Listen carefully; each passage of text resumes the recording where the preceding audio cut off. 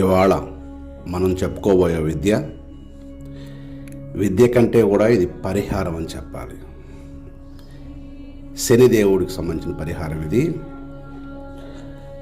సంవత్సరంలో 11 రోజులు ఈ పరిహారం, అతి చిన్న పరిహారం ఇది. సంవత్సరంలో 11 రోజులు ఏదైనా నది దగ్గర మేము చెప్పినట్టు ఇక్కడ చెప్పిన పరిహారం చేయగలిగితే ఆ సంవత్సరం మొత్తం మీకు శనిదేవుడి నుంచి ఎటువంటి దుష్ట చూపు ఉండదు అనేది తంత్రవాక్కు. ముందుగా ఏదైనా మంగళవారం ఈ పరిహారాన్ని మొదలుపెట్టాలి.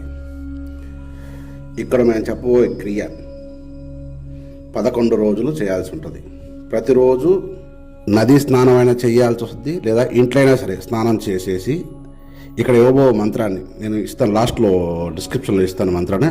ఆ మంత్రాన్ని 11 రావి ఆకుల మీద సింధూరంతో రాసి పారే నెలలో చెరువులో కానీ 11 సార్లు ఒక్కొక్క రావి ఆకుని ఎత్తిరి పెట్టుకొని మునగాలి, వదిలేయాలి రావి ఆకుని. ఆ మంత్రం దాని మీద రాసుకోవడం, ఇట్లా చెరువులో కావచ్చు నదిలో కావచ్చు నెత్తిమీద పెట్టుకోవడం, మనం అట్ట 11 మునకలు వేసేసి వెనక్కి తిరిగి చూడకుండా వచ్చేయాలి.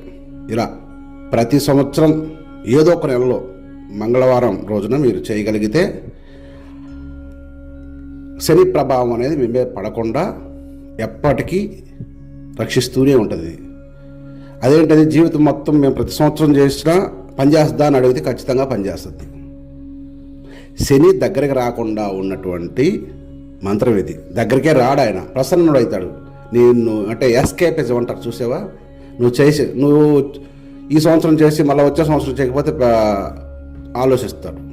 చూసుకోవాలి, ప్రతి సంవత్సరం 11 రోజులు నిన్ను కాపాడుకోనికి ఈ మాత్రం చేస్తావని నేను అనుకుంటున్నాను. ఇది పరాశరుడు చెప్పింది, అందువల్ల మీకు చెప్తున్నాను. ఇక్కడ మంత్రం చెప్తాను వినండి. మంత్రం చెప్తున్నాను వినండి. ఓం హోం శాం షం నమస్తే మంద సంజ్ఞాయ శిరేశ్వర నమః క్లీం స్వాహ. ఇది డిస్క్రిప్షన్లో పెడతాను, చూసుకొని రాసుకోండి. వీటికి ఏమి నియమాలు లేవు, నిష్టలు లేవు. ఏదైనా సరే మంగళవారం స్టార్ట్ చేయండి, 11 రోజులు చేయండి, సంవత్సరానికి ఒక్కసారే చేయండి.